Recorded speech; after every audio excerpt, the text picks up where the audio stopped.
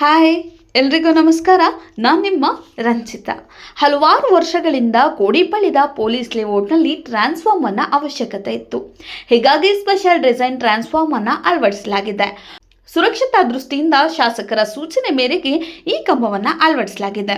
ಇನ್ನು ಟ್ರಾನ್ಸ್ಫಾರ್ಮರ್ನ ಉದ್ಘಾಟನೆಯನ್ನ ಶಾಸಕರಾದ ಎಸ್.ಟಿ. ಸೋಮಶೇಖರ್ ಅವರು ನೆರವೇರಿಸಿದರು. ಮೊದಲಿಗೆ ಈ ಸ್ಪೆಷಲ್ ಡಿಸೈನ್ ಟ್ರಾನ್ಸ್ಫಾರ್ಮರ್ ಇದರ ಉಪಯೋಗಗಳನ್ನ ತಿಳಿಸ್ತೇನೆ. ಇದರಿಂದ ಉತ್ತಮ ಗುಣಮಟ್ಟದ ವಿದ್ಯುತ್ ಸರಬರಾಜು ಮಾಡಬೇಕೆಂದು ಬೆಸ್ಕಾಂ ಅಂದುಕೊಂಡಿದೆ.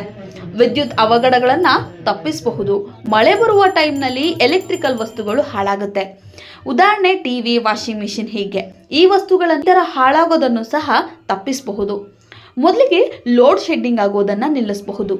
ವಿದ್ಯುತ್ ಸಮಸ್ಯೆ, ವಿದ್ಯುತ್ ಅವಘಡಗಳನ್ನು ಸಹ ತಪ್ಪಿಸಬಹುದು.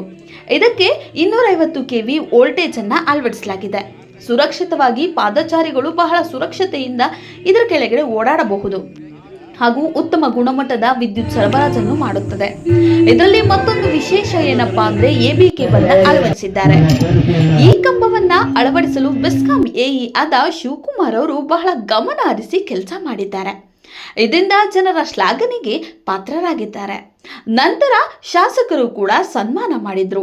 ಈ ಕಂಬದಿಂದ ಆಗುವ ಅನುಕೂಲಗಳಿಂದ ಏರಿಯಾದ ಜನರು ಬಹಳ ಸಂತಸವನ್ನ ವ್ಯಕ್ತಪಡಿಸಿದ್ರು.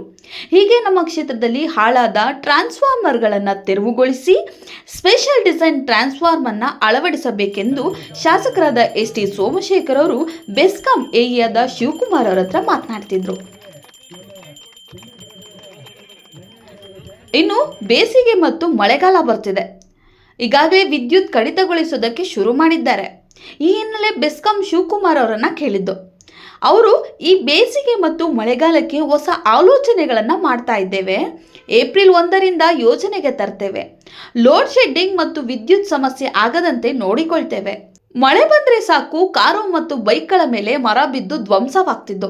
ಹೀಗಾಗಿ ವಯಸ್ಸಾದ ಮರಗಳನ್ನು ಹುಡುಕಿ ಕೊಂಬೆಗಳನ್ನು ಕಟ್ ಮಾಡುವ ಕೆಲಸವನ್ನ ಮಾಡ್ತೇವೆ.